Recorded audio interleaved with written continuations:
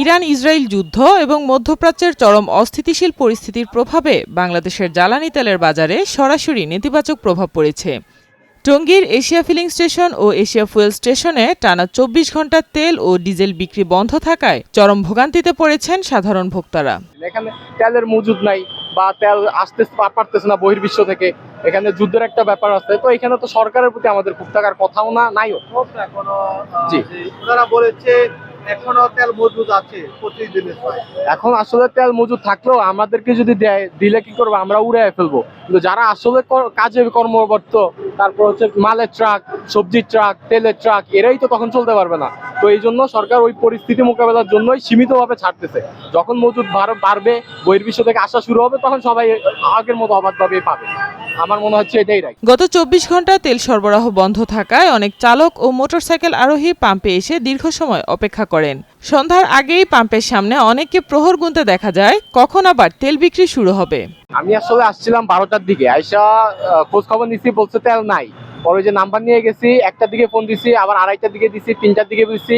বারবার বলতেছে যে ওনারা আসতেছে, ওনারা তেল কিছুটা পাইছে, অকটেন এখানে লোড করবে, নামাবে, যার ভাগ্যে থাকবে সে পাবে। তো আমি এই যে আমার পড়ানো শেষ করে সবকিছু কমপ্লিট করে আইসা যে 1-1.5 ঘন্টা হয়েছে বসে রয়েছি, এখনো গাড়ি আসে নাই। বলতেছে গাড়ি আরো 1 ঘন্টা আগে ছিল পল্টন, এখনো কখন আসবে বলতে পারতেছে না, কারণ রাস্তায় তো বিশাল জ্যাম। ইফতার কোথায় হবে? ইফতার সম্ভবত এখানেই হবে। তেল নিয়ে তারপর বাসায় যে কিছু একটা খাবো, আপাতত পানি দিয়ে ইফতারটা খুলবো। ভোক্তাদের অভিযোগ, হঠাৎ করে তেল বিক্রি বন্ধ হয়ে যাওয়ায় তারা চরম বিপাকে পড়েছেন। সকালে একবার আসছি, সিরিয়াল শেষ করে দিছে, এরপর আরেকটা পাম্পে গেছে, ওখানেও সিরিয়াল শেষ। এর আগের দিন গতকালকে আসছি আসরের সময়, ওনারা পাম্প বন্ধ, এখানে পেট্রোলও নাই, ডিজেলও নাই, কিচ্ছু নাই। এর আগের দিন আসছি, এর আগের দিনও বন্ধ।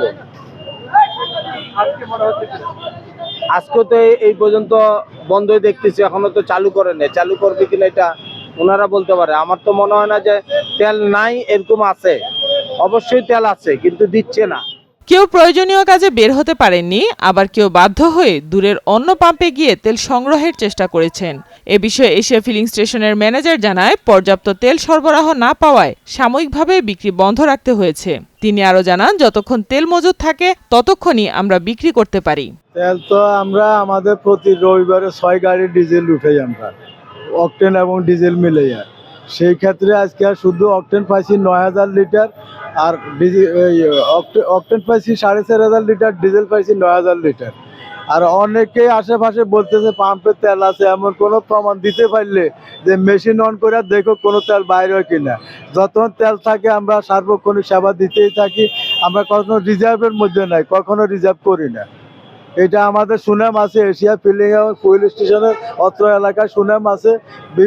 বিভিন্ন জায়গার গাড়ি আসে এখান থেকে তেল নেয়।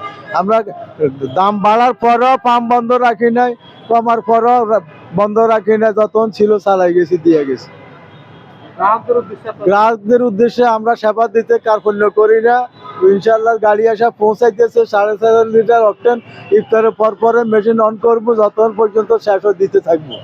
যতক্ষণ পর্যন্ত তেল থাকে, গাড়ি থাকে, আমরা তেল দিয়ে যাবো ইনশাল্লাহ।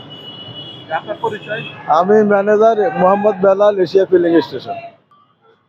সাইমা আক্তার, নয়াদিগন্ত।